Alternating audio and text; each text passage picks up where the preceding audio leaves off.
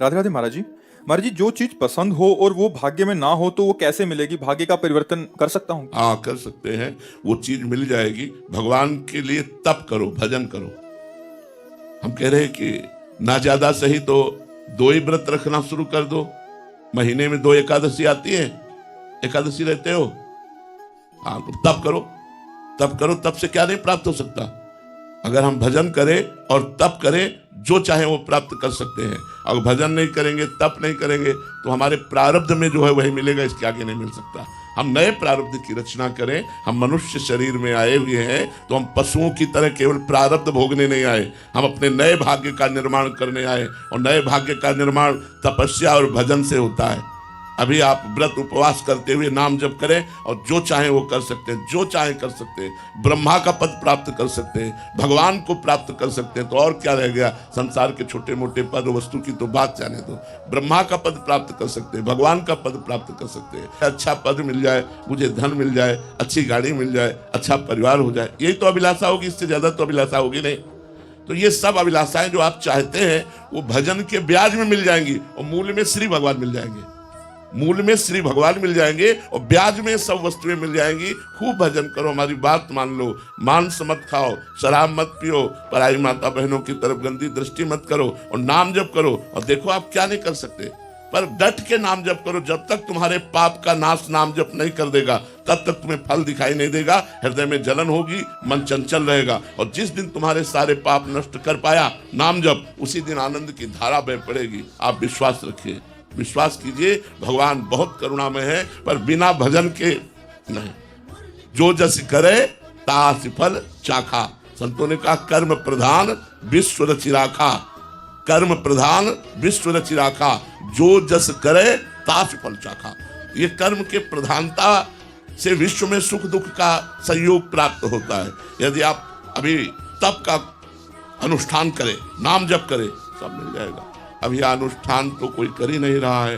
धर्म सिंह न दिन न रात संध्या, न बाहर न भीतर, डेहरी में फाड़ के फेंक दिया भगवान। तो तप में इतनी बड़ी ताकत है कि ना चाहते हुए भी भगवान को देना पड़ेगा। अब हम लोग तपस्या परायण है नहीं, हम लोग भजन परायण है नहीं, हम लोग सत्य के मार्ग में चल नहीं रहे, मनमानी आचरण कर रहे और चाहते हैं उत्तम फल, तो कैसे प्राप्त हो जाएगा?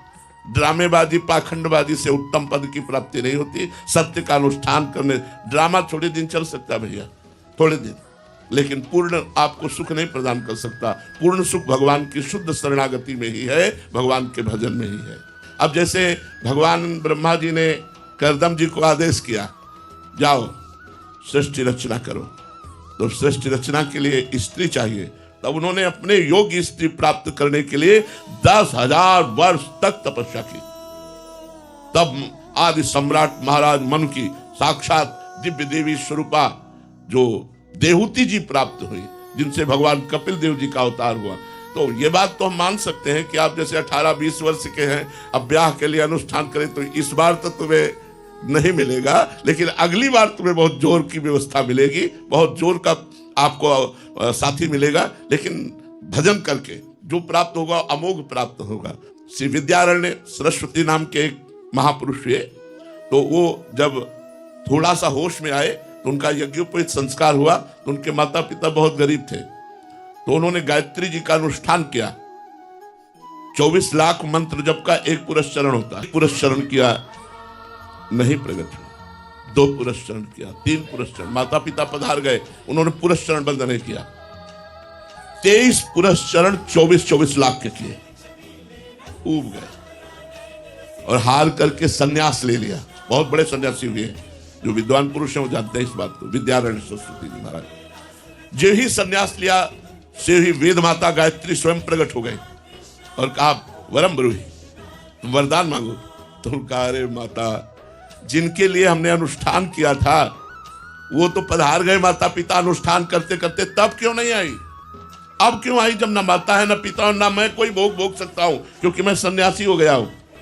तो उनका बेटा तुम्हारे 24 ऐसे महाअपराध थे, जो 23 अपराध तो अनुष्ठान करने से नष्ट हो गए और एक अपराध सन्यास लेने से नष्ट हो गया। अब तुम कहो तो इंद्र का पद भी मैं तुम्हें प्रदान कर दूं। तुम कहो तो देवराज इंद्र का वैभव तुम्हें। उन्होंने कहा अब हम सन्यासी, अब हमें देवराज इंद्र का वैभव नहीं, अब हमारे ऊपर कृपा करो कि मैं संसार के राग से रहित होकर ब्रह्म स्वरूप में लीन हो जाऊं, अपने आत्मा